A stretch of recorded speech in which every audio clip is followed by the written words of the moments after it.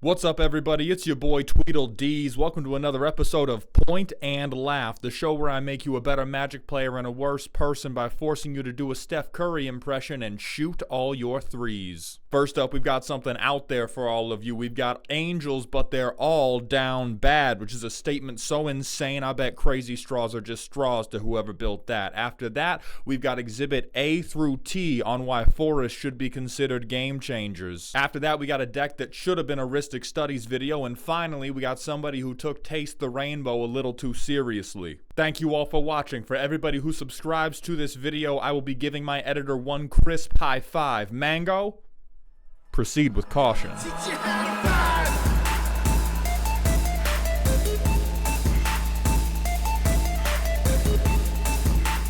Basic Boros bad beat down. Willowa, but I also punch you in the face twice. $1,200. Hey look, 40 lands. There we go. 40 lands, 30 creatures. There's the gimmick cards. All of these better be utility. I'm sure none of them are Helm of the Host. None of them are Blackblade Reforged.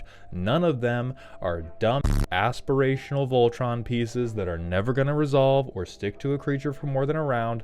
All of these artifacts are utility. Holy shit, we f***ing did it. We f***ing did it. It's all ramp. That counts. That counts. Holy fuck. I'm gonna need to get like party streamers. You may discard a card if you do draw a card. What is your win con? Decking yourself?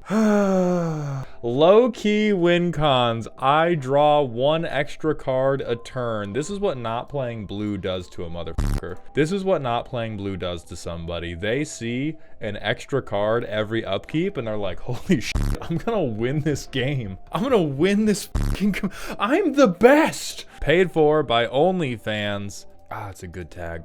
My question is, with 40 lands and 14 pieces of ramp, why do you even need this? Is this just for the tag? Yeah, I mean, it's a little expensive, but like 40 lands this much, it's because bad bit art.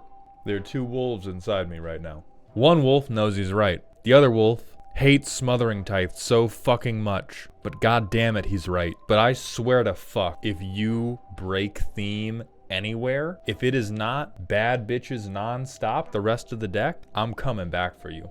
Okay, sure, we're beaten down. We're being racist. That's crazy. I'm assuming play it if you have it. That's why I run Smothering Tithe and Rhystic Study. We gotta stop the stream now, go back to the PowerPoint, and make a whole new slide. So that's gonna be number one. It's playing a card because you have it, and then this is my least favorite phenomenon in the entire world, in no small part because it is often twisted into an argument to delegitimize proxying. I realize that's not directly what you are saying, so I'm not attacking you when I say that, but it is a common thought process I see twisted into, oh, well, you shouldn't proxy things, you should just play the stuff you own.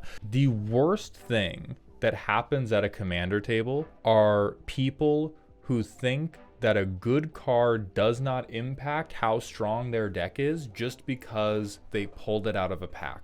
My tinfoil hat theory, I think Jeweled Lotus Mana Crypt Dockside, I think all of the reprints are why they got banned. Because what happened is a bunch of people that were playing in casual tables started getting their hands on them and they knew they were powerful cards and they went, oh, well, it's fair because I pulled it out of a pack.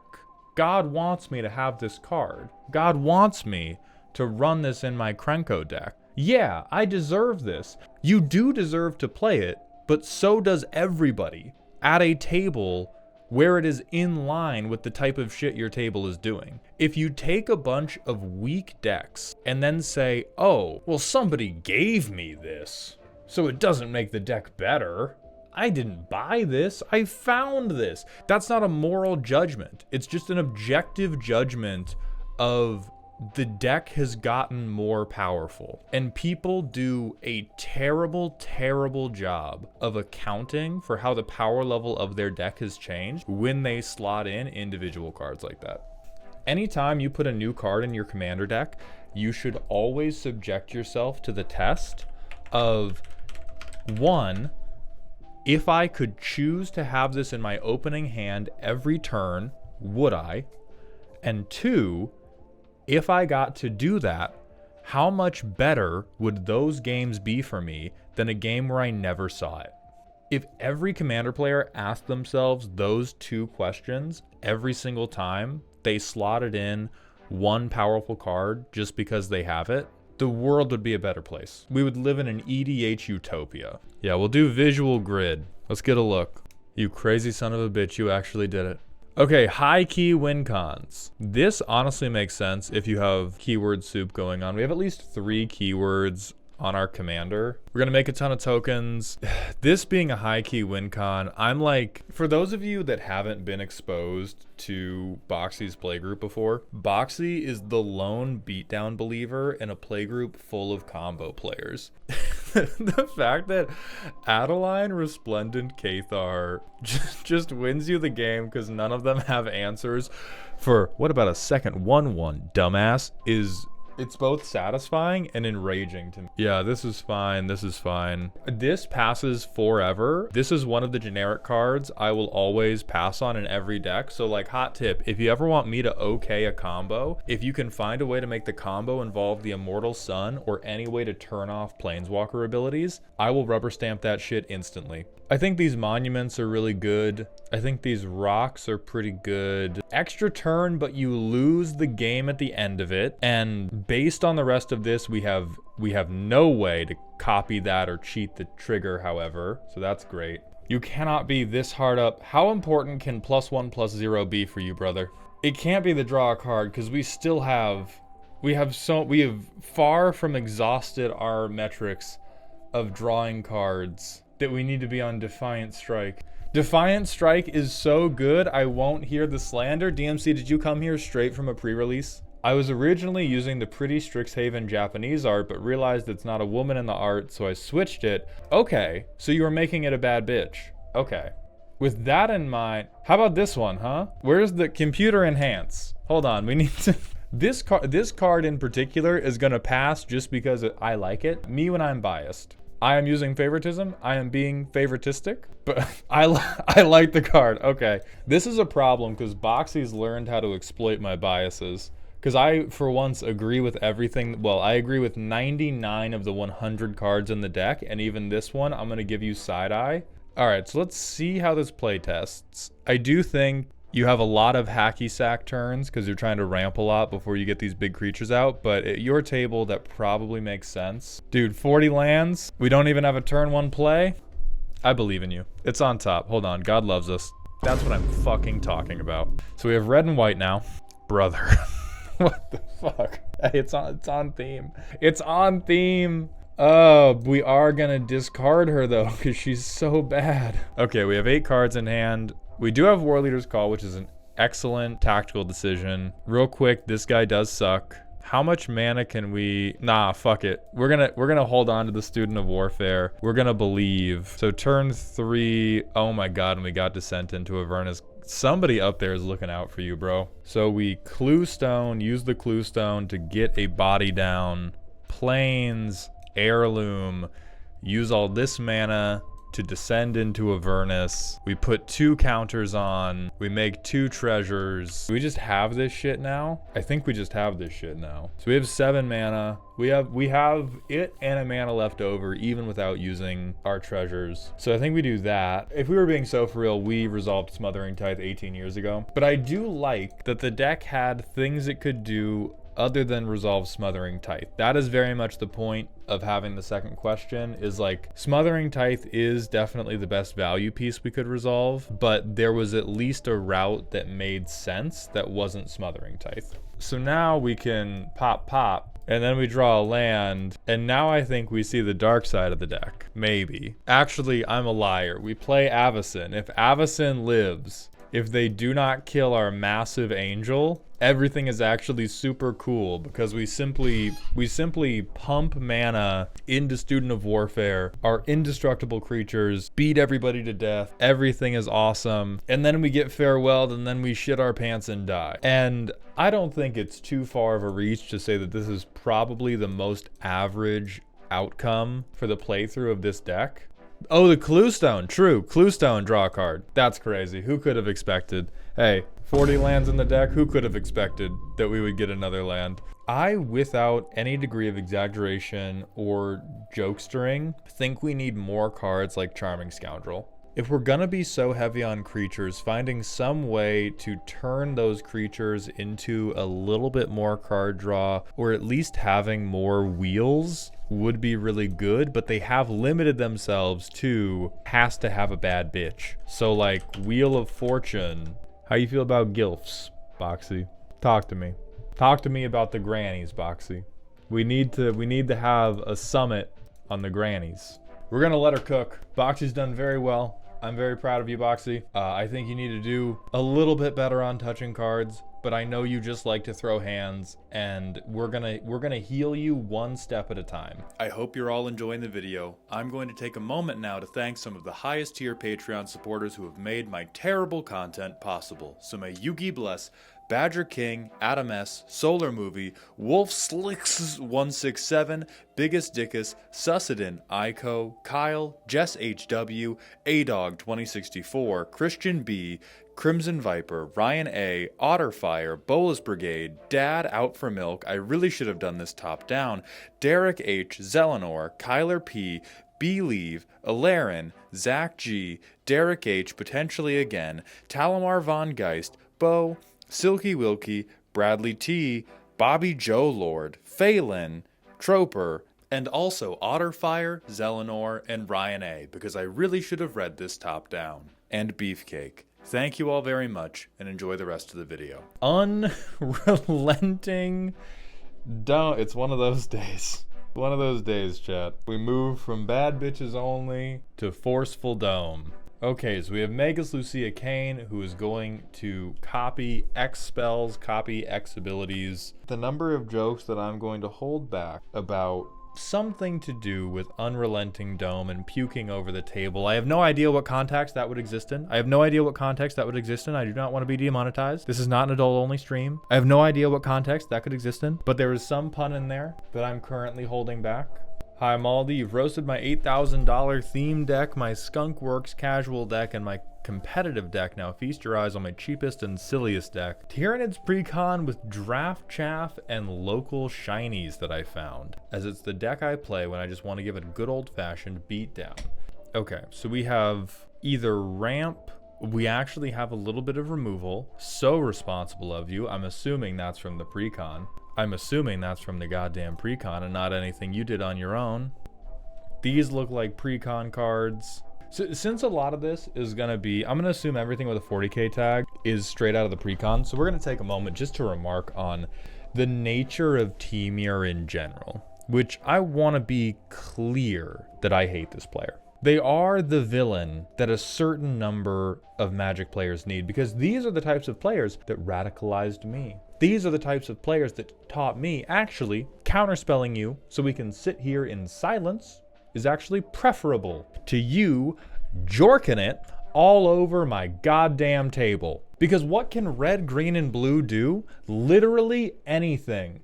Anything they want. They don't even need that good of a synergy piece. They need a couple lands and for people to let them into the kitchen for 10 goddamn seconds. Okay, they are walking into your home with 10 pounds of uncooked chicken legs, some grease, and a jar of moonshine. And they're saying, just give me a chance. When your home explodes, do not come crying to me, dude. So we can draw basically whatever we want, land or non-land.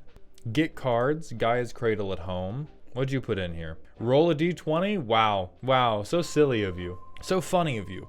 I'm sure you'd never have a million mana. You'd never copy this spell for no goddamn reason. Oh wow, look at that, another X spell. So crazy. So I think everything not from the Precon is just this motherfucker saw X and did a pirate cosplay. They were like, that marks the spot. Yar, put the shit in. Oh, and one counterspell. One counterspell to pretend that you are responsible. 25 fucking pieces of overrun. We've yet to see any overrun. There is no trample. There is no unblockable. Okay, we have a flyer. We have one flyer. That's overrun. Okay, can't be blocked by little guys. Reasonable. Trample. Gotcha. Okay. 11 pieces of removal, which honestly, okay, this is rude.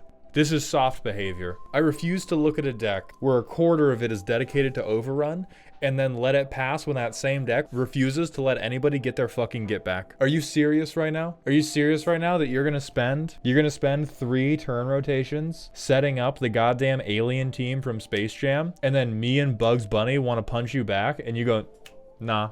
They put, it's still, why didn't we cut it? We cut other things. We cut other things from the pre-con. I've used on my own stuff before to reuse ETBs. There's no saving you. There's no saving you. You're not even wrong. Okay? You're not in the sights right now because you're playing badly. You're in the sights right now because you're playing good in a way that I hate for existing. This is not an indictment. This is an honor. This is an honorific ball explosion. But I'm still going to bust them. Anytime somebody tells me farewell bad for Commander, I'm going to hit them in the head with your deck. And I'm going to say they gave this to children. I'm going to say Wizards of the Coast sold most of this deck to children and said it was okay. 1 land, too fucking bad. You don't have it, by the way. Unlike the Boros deck, I'm getting on the Vine Boom right now. Hey, guess what? God doesn't love you. That's what I thought.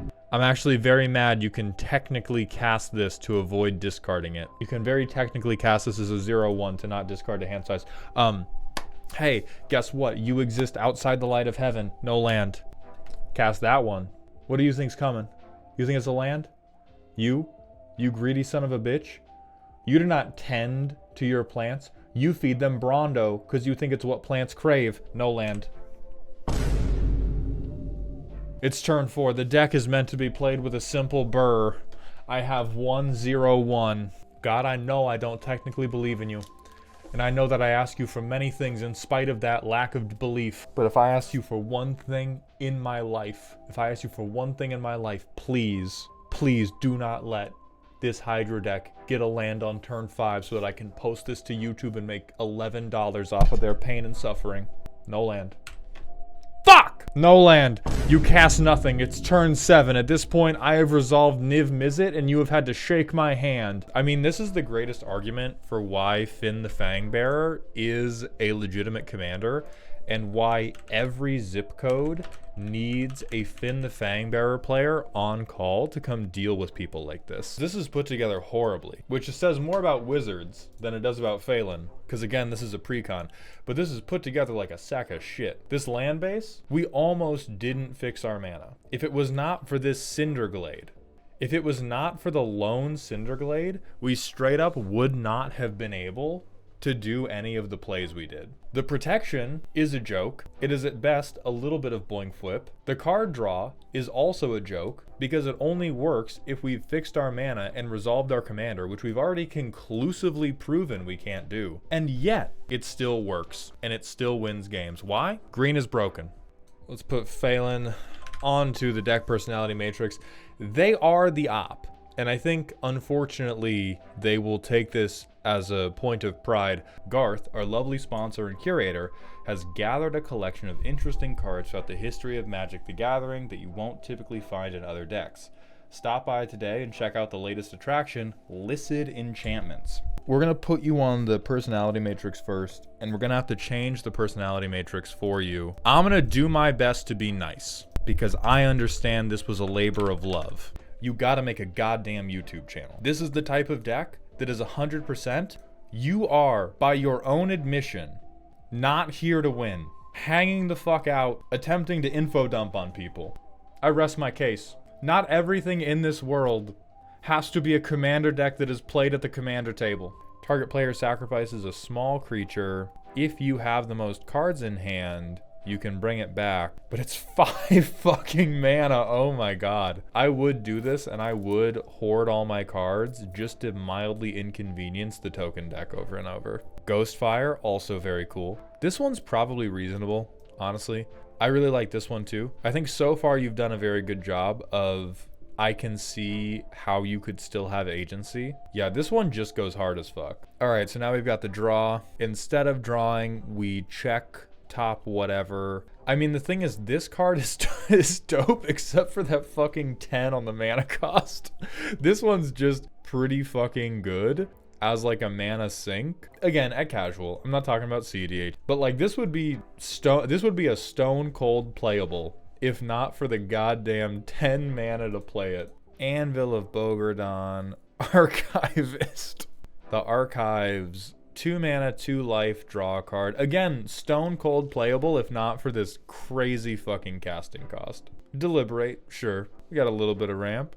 Okay, hey, more playable than anything else we've seen. Most fair mana dork I've ever seen. Sure. Group Hug, stone cold playable. I like this one. Definitely, this is a symmetrical card I've not commonly seen. The museum is located on Ravnica. We pulled a Britain and stole the other cool architecture. So every fucking gate, instead of, oh, so we have Maze's End. That's how we win. The generator is old, but technically works. Do we have anything we could spend this on, is my question. Ah, okay, so we have Upwelling. So this is a 2-part exhibit. Oh, we can spend it on the lamp. Okay. I hate that I'm being drawn into this deck. I've started out, I think, this stream really strongly against a lot of your ideas, and I think you guys are slowly but surely learning how to trick me into liking you. Never mind.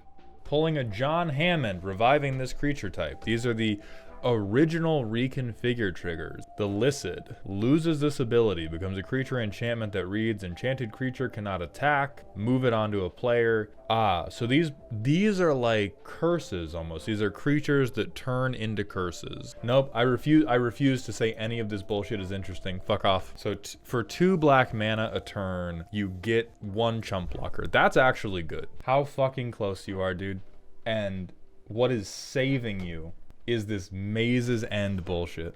I do think this would effectively gaslight a table into not paying a lot of attention. And if you'll examine our last piece of architecture, we have a bomb inside it.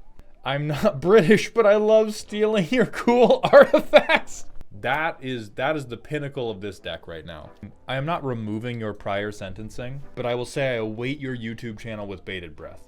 All non-land cards in the deck must be multicolored or care about multicolored cards. This is a deck that wants to ramp with anything that can be possibly considered as such. Then I want to play multicolored cards with Ramos out to get more mana, then to cast multicolored spells. No other real theme is present. Any land worth some cash are lucky pulls. That's why the mana base is not so great. We're on 39 lands. I presume most of these are worth a nickel and have come out of precons, but I highly recommend picking something that is more tunneled in than just has more than 1 color. So if we say just multicolor, what's happening is we are probably lost at sea, awash in random 5-color dog shit. Hey, look at that. Okay, this ramps us. If that's true, Maul, why do you hate all my decks? Because you're a bad person. Next question. This guy's good. This guy's holding down Boros by himself. This is technically ramp. God, what is this curve, man?